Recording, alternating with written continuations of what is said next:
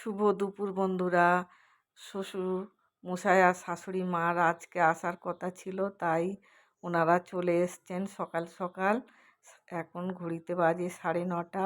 Husband ready হচ্ছেন office যাবে বলে আমি তাড়াতাড়ি চলে এলাম শ্বশুর শাশুড়ি মাকে নিতে। আমার গেটের কাছে গাড়ি চলে এসেছে। আর ওনার মানে শাশুড়ি মার একটু চোখের সমস্যা হচ্ছে, ওনাকে ডাক্তার দেখাতে হবে। আর শ্বশুরমশাই তো ব্যাংকে যাবে।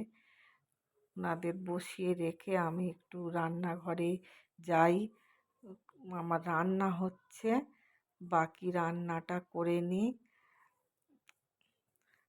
ছেলেকে খেতে দিয়ে দিয়েছি। ছেলে মানে শ্বশুরমশাইয়ের সঙ্গে যেতে হবে। আর শাশুড়ি মার ওই চোখের ডাক্তারটাও দেখিয়ে আসবে। ওনাদের বসিয়ে রেখে আমি রান্নাঘরে এবারে চলে এসেছি। চলো তোমাদের সঙ্গে শেয়ার করে নিই কী রান্না করেছি। আলু পোস্ত ভাজা করেছি, এখানে ডাল করেছি, আর ভাত করেছি। এই এই দিয়েছি একটু বেগুন ভাতের মধ্যে সিদ্ধ, কারণ শাশুড়ি মা রিচ খাবার খেতে চান না। ওনার একটু আঝালা তরকারি খায়। আর এখানে পমফ্রেট মাছ নিয়েছি, পমফ্রেট মাছের মানে ভাজা বসিয়েছি। আর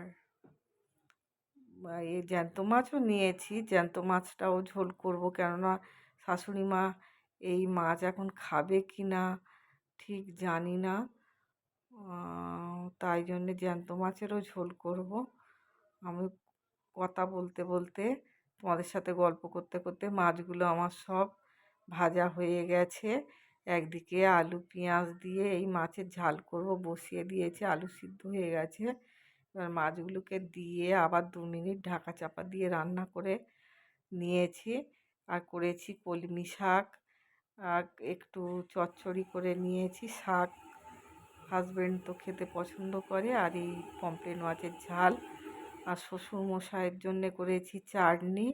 আর এখানে একটু সিদ্ধ তরকারি আঝালা জ্যান্ত রুই মাছ দিয়ে কুমড়োর ডাঁটা দিয়ে আলু দিয়ে করে নিয়েছি। এই বাসনগুলো ধুয়ে রেডি করে রেখেছি। ওনারা তো গেছে এখন ব্যাংকে, আর চোখের ডাক্তার দেখিয়ে আসবে। গন্ধরাজ লেবু কেটে নিয়েছি।